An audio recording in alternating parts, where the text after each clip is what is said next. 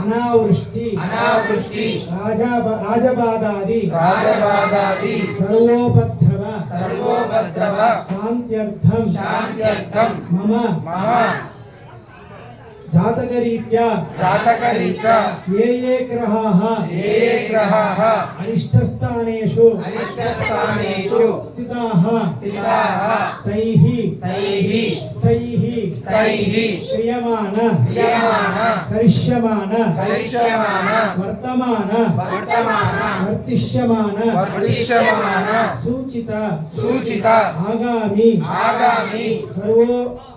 సర్వోపద్రవ శాంత్యర్థం తతస్థానే గ్రహాణం అత్యంత ఆనుకూల్యత సిద్ధ్యర్థం ఏ గ్రహాః స్థానేషు స్థితాః తేషాం గ్రహాణం అత్యంత శుభఫలాః అవాప్తి సిద్ధ్యర్థం సమస్త మంగళఫలాః అవాప్త్యర్థం శ్రీ లక్ష్మీనారాయణ స్వామినః దివ్య అనుగ్రహేణ మమ గృహే సమస్త వాస్తుదోష సర్వారిష్ట నివృత్త్యర్థం అపమృత్యు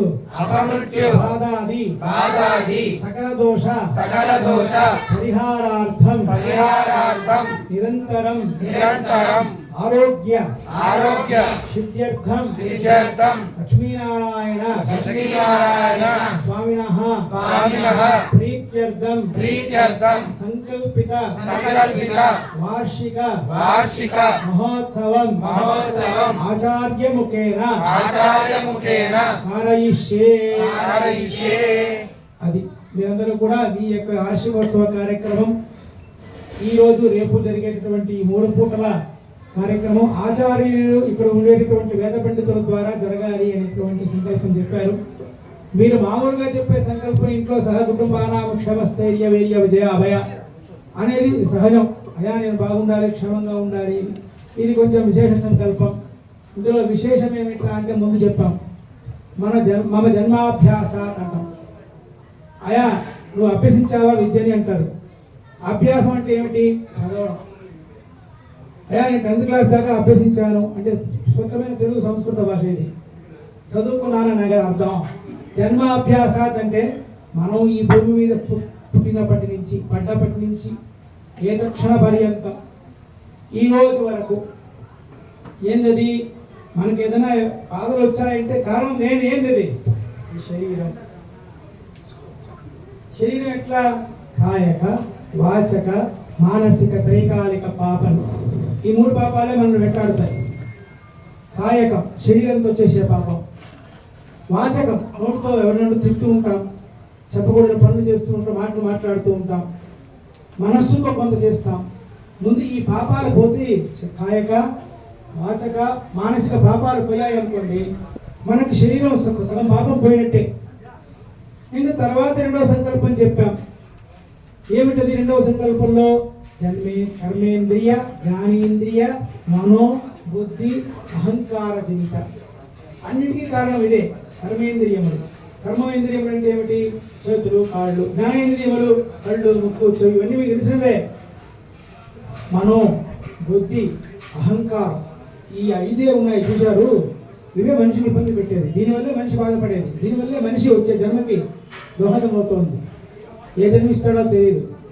జరిగేటటువంటి పాపాన్ని కూడా నివృత్తి చేయ పరమాత్మ. నాకు తెలిసి కానీ తెలియక కానీ శత్రువులు ఉన్నా కూడా, నా మీద ఏదైనా దుష్ట ప్రయోగాలు చేస్తున్నా కూడా వాటినంతా కూడా ప్రశమనం చేయి, తగ్గించు అని మనం విశేషంగా ఎన్నో చెప్పుకున్నాం. ఇందాక మీకు అర్థం కాకపోవచ్చు, అర్థం కాకపోయినా మంత్రానికి బలం ఎక్కువ. ఎందుకంటే మంత్రాధీనంతు దైవం. కృష్ణ పరమాత్మ ఆ యొక్క కౌరవ సభలో ఉన్నాడట. అందరూ అడిగారు మహనీయులు, పాపమైన పుణ్యమైన ఎవరికి సంప్రాప్తిస్తుంది కృష్ణ? ద్రౌపదీ దేవికి ఈ విధంగా జరిగింది కదా, ఇంత కురుక్షేత్రాన్ని నువ్వు ఆపలేవా అని అడిగినప్పుడు ఆయన చెప్తారట, ఏమయ్యా అంటే కర్త కారయితాశ్చైవ ప్రేరకస్య అనుమోదకః సుకృతం దుష్కృతం చైవ చత్వారో సమభాగినః. ఒక పని చేసేటప్పుడు కర్త, చేసేవాడిని కర్త అంట, కారయిత చేయించేవాడు, ప్రేరకస్య ప్రేరేపణ చేసేవాడు, అనుమోదకః భలే జరిగిందిరా వీడికి ఇట్లనే జరగాలరా అనుకుంటాడు. వీళ్ళ నలుగురికి పాపమైన పుణ్యమైన సమానమవుతుంది. ఇప్పుడు మేము యజ్ఞం చేసినంత మాత్రాన పుణ్యం మొత్తం మాకే వచ్చేయదు. ఖచ్చితంగా మాకు ఎంత ఫలితాన్ని పరమాత్మ ఇస్తాడో ఇక్కడ లక్ష్మీనారాయణుడు అదే సమమైన ఫలితాన్ని మీ అందరికీ చిన్న బాలుడితో సహా ఇస్తాడు. బాలుడా, చిన్నవాడా, పెద్దవాడా, ఈ అడుగు అక్కడ లోపలికి అడుగు పెట్టిన వాడికి, దీన్ని దర్శనం చేసిన వాడికి భక్తితో నాకెంత ఫలితం వాళ్ళకంతా ఎంత ఫలితం ఇస్తాడో అంతే ఫలితం ఇస్తాడు అంటాడు కృష్ణుడు. కాబట్టి ప్రతి ఒక్క పనిలోనూ సుకృతం దుష్కృతం, మంచి పనైనా సరే చెడ్డ పనైనా సరే చేసే పనిని బట్టి మనకు ఫలితం లభిస్తుంది.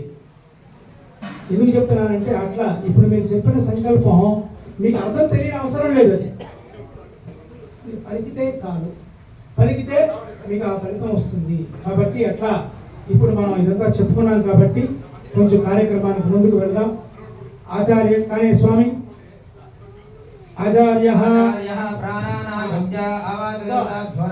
ఆచార్యముఖేన కారయిష్యే శ్రీ భగవదాజ్ఞయా భగవద్గీతరూపమస్య దేవదేవస్య భగవతో నారాయణస్య శ్రీపదే పురుషోత్తమస్య లక్ష్మీనారాయణ స్వామినః వార్షికోత్సవ కర్మ కరిష్యే. వార్షికోత్సవ కర్మ కర్మణి నిర్విఘ్నేన ప్రసమాప్త్యర్థం ఆదౌ శ్రీ విశ్వక్సేన ఆరాధనం కరిష్యే. ఓం రం జగజ్యోతిరూపాయ నమః. ఓం చుంజుమోద్గిరాయ నమః. ఓం కంఠాయ నమః.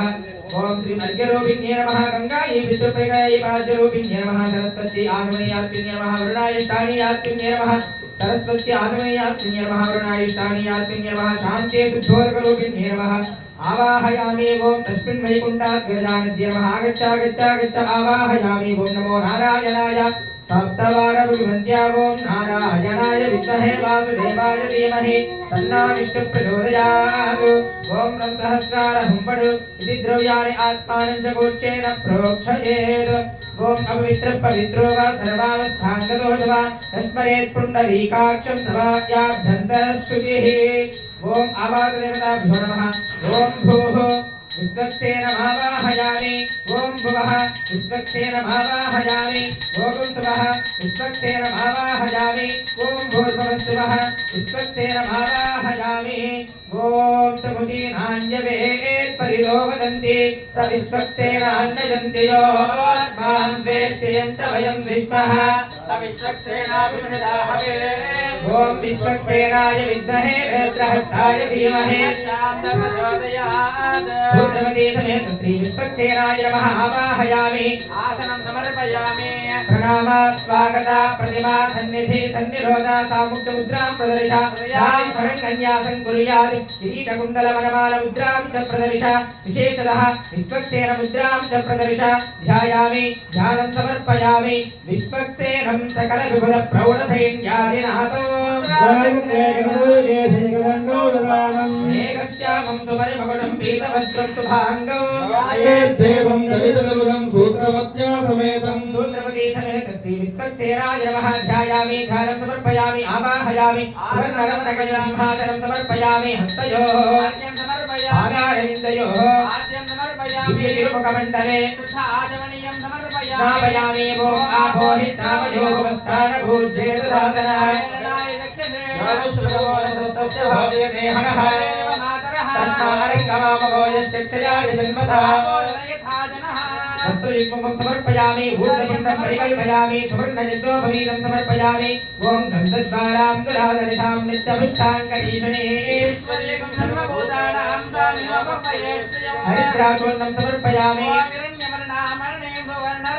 संसां हिरण्मयीं लक्ष्मीं जातवेदो ममावः कुमारिं समर्पयामि. सर्वाभरण अलङ्करणां दोषितां समर्पयामि. आयने देवराजने दूर्वारोहन्त पुष्पिणीः पुष्पैः पूजयामि. ओम श्रीमते नमः. ओम श्रीनेशाय नमः. ओम शोभनाङ्गाय नमः. ओम సమస్తకాంచన భూషణాయ నమః హరివక్త్రాయ ఓం హరిప్రియాయ నమః